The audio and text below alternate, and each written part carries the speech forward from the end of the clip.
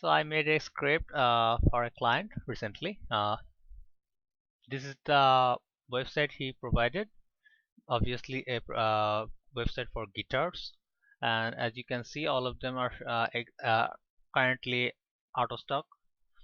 So I created this script, and what this script does is, whenever it's showing an availability on stock, then it will trigger and it will give us a desktop notification. So we can see the printed message here, and it will give push us a desktop notification on our status bar, of course. So let's see. I purposely triggered the second one just to show the notification, because all of them are actually now out of stock. So this is it, and I gave it a 10-second delay. You can adjust the delay time.